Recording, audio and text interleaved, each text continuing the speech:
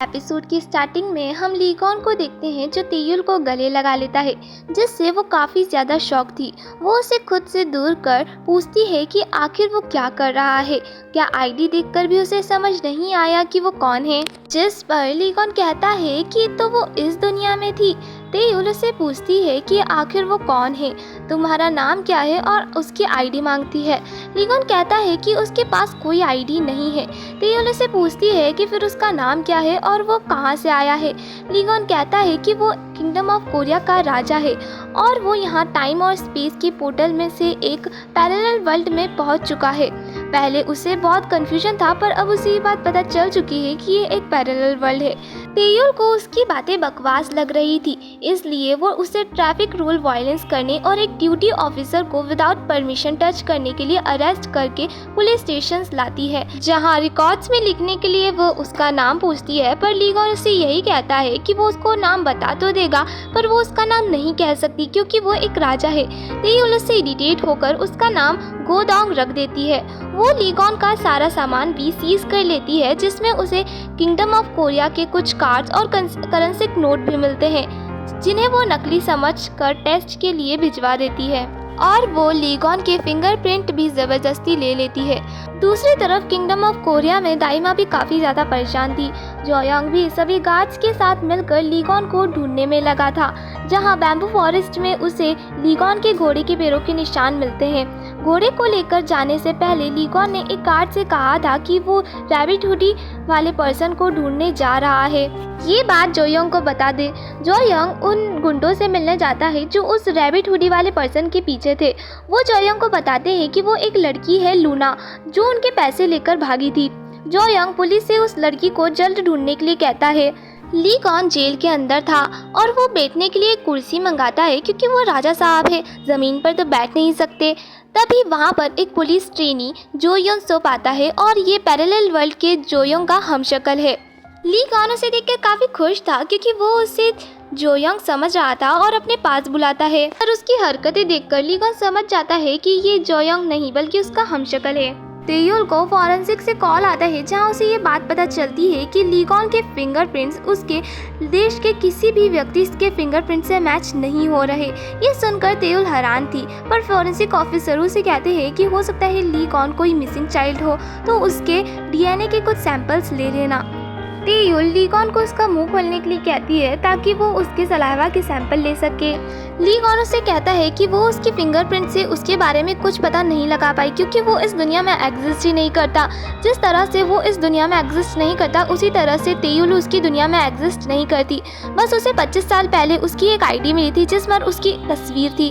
तेयुल irritate होकर उससे पूछती है कि आखिर वो है कौन और उसके पास उसकी आईडी कैसे आई। कहीं वो एक स्पाई तो नहीं जो किसी सीक्रेट मिशन को यहाँ अंजाम देने आया हो। लीगॉन तेयुल को समझाने की कोशिश करता है कि वो पैरेलल वर्ल्ड से आया है। उसे युनसफ के बारे में बताता है कि वो उसकी वर्ल्ड में रॉयल गार्ड कैप्टन जोयोंग है। वो उसे नॉर्थ कोरिया और साउथ कोरिया के बारे में बताता है कि इस दुनिया में वो अलग देश है, पर पैरेलल वर्ल्ड में दोनों एक ही है और वही उनका राजा है। और तेयुल इसी मौके का फ़ायदा उठाकर उसका सलाइवा सैंपल ले लेती है और टेस्ट के लिए उसे भिजवा कर लीगॉन को भी छोड़ देती है। लीगॉन उसे 5 स्टार होटल का एड्रेस देकर कहता है कि वो यहीं पर ही रहेगा। तेयुल उसे पूछती है कि उसके पास इतने पैसे हैं। लीगॉन कहता है कि अभी नहीं है, पर इसे बेचकर आ जाएंगे, और वो अपनी कोट से एक डायमंड निकाल लेता है। वो उससे ज्वेलरी शॉप के बारे में पूछता है ताकि वो उसे बेचकर पैसे कमा सके। तेयुल को उसकी बात पर विश्वास नहीं होता और वो उससे कहती है कि अगर ये असली डायमंड हुआ तो फिर वो प्रिंसेस डायना है। पर ज्वेलरी शॉप जाकर वो काफ़ी ज़्यादा शॉक थी क्योंकि वो एक असली डायमंड था, साथ ही काफ़ी महंगा भी था। लीगॉन उससे कहता है कि अब तो उसको उसकी बात पे यकीन है ना प्रिंसेस डायना। तेयुल यहाँ पर काफ़ी ज़्यादा एम्बेरस थी। शॉप से निकलने के बाद तेयुल उससे पूछती है कि आखिर उसके पास ये डायमंड्स कहाँ से आए, कहीं उसने ये चुराए तो नहीं। लीगॉन कहता है कि उसने कभी ऐसे चोर को देखा है जो अपने साथ पुलिस लेकर घूमता हो डायमंड बेचने के लिए। तेयुल उसे कहती है उसका क्या भरोसा, उसके पास तो आईडी भी नहीं है। लीगॉन कहता है कि ये डायमंड उसकी दाई माँ ने उसके कोट में लगाए थे। तेयुल उसे कहती है कि कहीं उन्होंने तो नहीं चुराए। लीगॉन कहता है कि वो घर जाने के बाद उनसे पूछ लेगा, वैसे वो डायमंड्स चुराने वालों में से तो नहीं है। तेयुल उसे घर जाने का कह वहाँ से जाने लगती है, पर लीगॉन उसके सामने आकर उसे ना जाने की रिक्वेस्ट करने लगता है क्योंकि उसे तेयुल को ढूंढने में 25 साल लग गए। तेयुल उसे रास्ते से हटने के लिए कहती है। तभी उसके पास शिंजे का कॉल आता है केस से रिलेटेड। वो वहाँ से चली जाती है। ली गॉन ने युनसुक का फ़ोन नंबर पुलिस स्टेशन में ही उससे ले लिया था। वो उसे कॉल कर मिलने बुलाता है और काफ़ी सारी शॉपिंग कराने के बाद उसे उसके बचपन के फ़ोटो मांगता है। बचपन में भी युनसुक बिल्कुल जोयोंग की तरह दिखता था। ये देख ली गॉन समझ चुका था कि इस दुनिया में वो उन सभी लोगों के हमशक्ल मौजूद है जो उसकी दुनिया में है। युनसुक के पास तेयुल के धमकी भरे मैसेजेस आ रहे थे क्योंकि उसने ली गॉन को तेयुल के गार्डन के बारे में बताया था और ली गॉन ने अपने घोड़े मैक्सिकस को वहीं बांधा था। साथ ही एक नोट भी छोड़ा था कि वो कुछ दिन तक मैक्सिमस का ध्यान रखे। तेयुल की फ्रेंड नारी उसे कहती है कि ये घोड़ा काफ़ी महंगा लग रहा है, इसका मालिक भी काफ़ी अमीर होगा।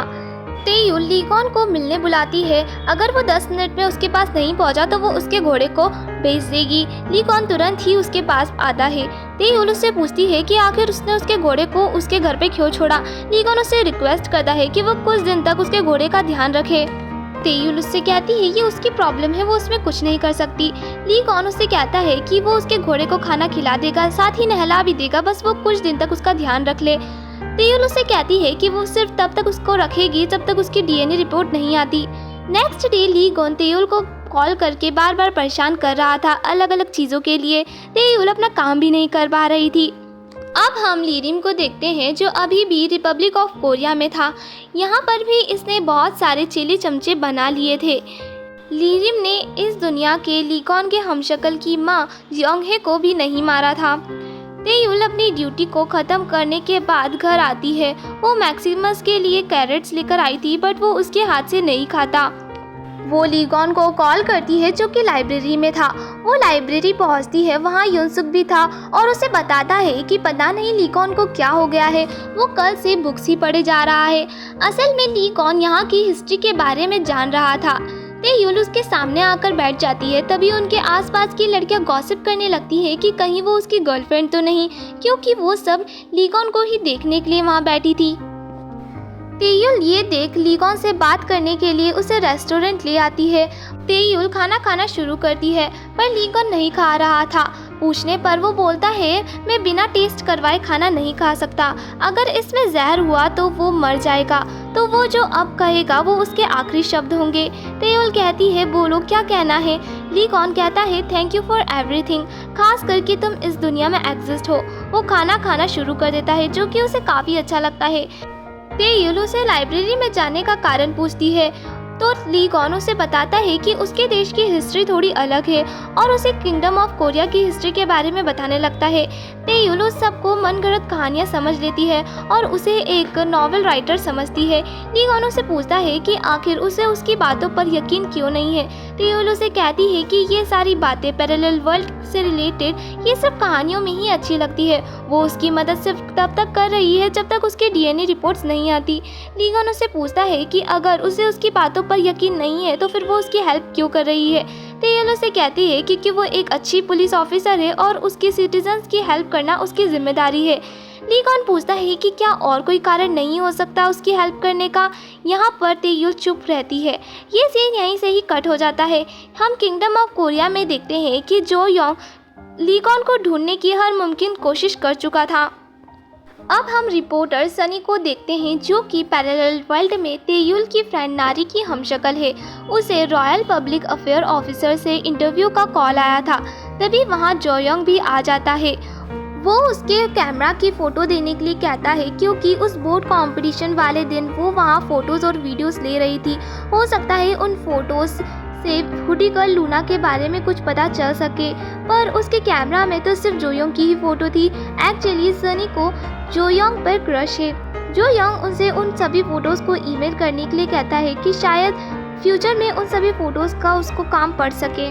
दाइमा को जब ये बात पता चलती है कि ली गॉन किसी लड़की के पीछे गए हैं तब उन्हें थोड़ी खुशी होती है कि शायद उनके तालिस्मान वर्क करने लगे। सीन अब फिर से ली गॉन पर आता है जो कि अपने कोट के सारे डायमंड्स बेच चुका था और उसके पास अब कुछ ही पैसे बचे थे जिनसे वो नारी की शॉप से कॉफ़ी खरीद लेता है। वो तेयुल का इंतज़ार कर रहा था, तभी वहाँ पर शिनजे आ जाता है क्योंकि आज उसने तेयुल और युनसुक के साथ डिनर करने का प्लान बनाया था। तेयुल उसे वहाँ से जाने का कहती है, वो अपना काम कंप्लीट करके उन्हें ज्वाइन करेगी। ली कॉन हैरान था क्योंकि उसे लग रहा था कि तेयुल घर पर नहीं है। वो शिनजे से पूछता है कि आखिर उसका और तेयुल का क्या रिश्ता है। शिनजे ऑलरेडी ली कॉन के बारे में जानता था, पर वो दोनों फर्स्ट टाइम मिल रहे थे और इन दोनों की फर्स्ट मुलाकात में ही ये एक दूसरे को नापसंद करने लगते हैं। फ्लैशबैक से हमें ये बात पता चलती है कि तेयुल के डैड ताइक्वांडो सिखाते थे और शिनजे उनका स्टूडेंट था और तभी से ये एक दूसरे को जानते हैं।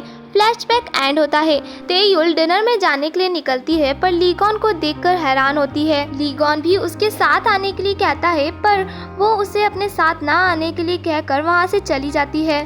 पर उसे ली कॉन के लिए बुरा लगता है तो वो शिनजे को मैसेज कर आने का मना कर ली कॉन के पास आती है, जो कि अभी भी वहीं खड़ा था। तेयुल उससे अभी तक यहीं रहने का कारण पूछती है। ली कॉन उसे कहता है कि वो उसे छोड़कर क्यों जाती है। उसे अच्छा नहीं लगता जब वो ऐसा करती है। वो इस दुनिया में सिर्फ उसे ही जानता है। तेयुल कहती है ये सब बकवास है, उसे अपनी फैमिली के पास जाना चाहिए। ली कॉन कहता है अभी तक उसकी शादी नहीं हुई, इसका मतलब उसका कोई परिवार नहीं है। पर उसने अभी ये फैसला किया है कि वो उसे उसके किंगडम में एक दर्जा देगा, बहुत ही ऊंचा दर्जा, जिससे वो उसके बारे में सब कुछ जान सकती है।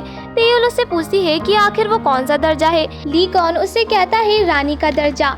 वो उसे रानी यानी अपनी वाइफ के रूप में स्वीकार करता है और अब वही उसकी वजह है जिसके लिए वो यहाँ रुक सकता है। और इसी के साथ हमारा ये एपिसोड खत्म होता है।